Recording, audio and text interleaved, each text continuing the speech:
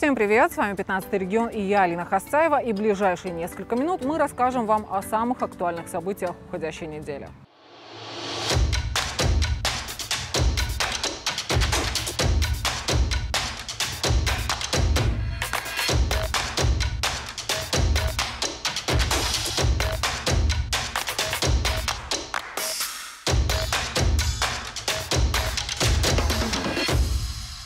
Региональный фонд поддержки участников спецоперации в Северной Осетии откроется к концу месяца. Ремонт в здании завершается на этой неделе.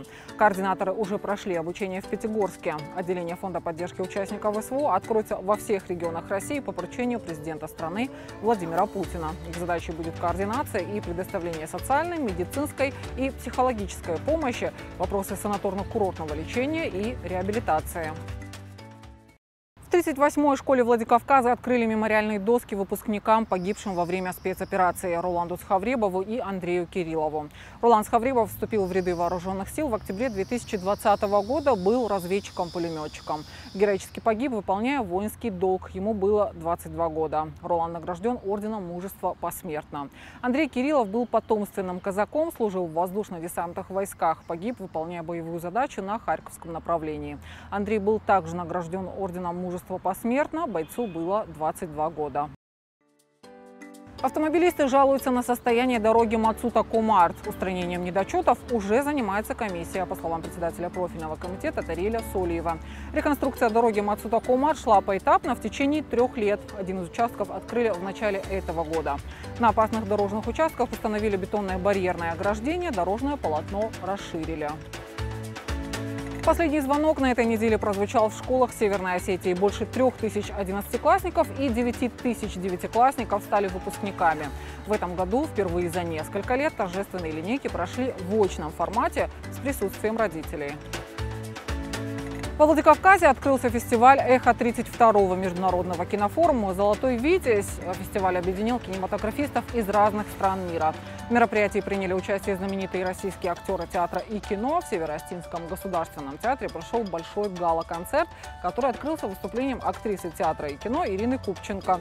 Перед владикавказским зрителем выступила и актриса Инга Шатова, которая стояла у истоков форума «Золотой Витязь». Фестиваль продлится до 28 мая. В Волгограде завершились гастроли Северо-Осетинского государственного академического театра. Труппа представила 4 спектакля из своего репертуара: «Король лир», «Доходное место», «Фатима» и сказку «Бременские музыканты». Показы прошли на сцене нового экспериментального театра. Гастроли дали возможность северо-осетинскому творческому коллективу познакомиться с новым зрителем и увидеть постановки волгоградских коллег. В сентябре актеры нового экспериментального театра приедут с ответным визитом в Северную Осетию. Вышла новая серия мультфильма на осетинском языке «Чандыбирах». Впервые оригинальные детские мультфильмы на осетинском стали выходить в 2018 году. Тогда автор проекта Алан Салбиев вместе с автором музыки к мультфильму «Синий трактор» Артемом Колпаковым начали делать детский контент на осетинском языке. Над проектом Frank Animation работает множество неравнодушных и творческих людей, которым не безразлична судьба родного языка. В рамках проекта запланирован выход 30 мультфильмов. В Северной Осетии разработали первый электронный дегорско-русско-английский словарь. Над его созданием работала целая команда – 4 программиста и 2 лингвиста. Руководитель проекта Мурат Будаев. Чтобы идею удалось реализовать, команда объявила сбор средств в соцсетях. Собрать необходимую сумму удалось за 2 месяца. В словаре больше 50 тысяч слов, подробные грамматические описания дегорских слов на английском языке и удобная система поиска.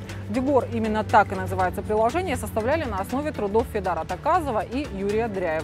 Словарь будут дорабатывать, появится система перевода по фотографиям и картинкам. К работе над ним привлекут специалистов в области корпусной лингвистики и программирования. Сегодня приложение Дегор доступно на App Store и Google Play. В национальном парке Алания впервые пройдет забег по пересеченной местности Дегория. 10 и 11 июня участники пробегут на выбор 3 дистанции – 20, 12 и 8 километров. А еще все желающие пройдут дистанции скандинавской ходьбой. Для участников организуют детский трейл, квиз-пати и мастер-классы. На финише всех будут ждать горячие осетинские пироги и национальная музыка. Это были основные новости уходящей недели. Больше информации ищите на нашем YouTube-канале и на сайте 15-й регион. Следите за нами ВКонтакте и в Телеграм. До новых встреч!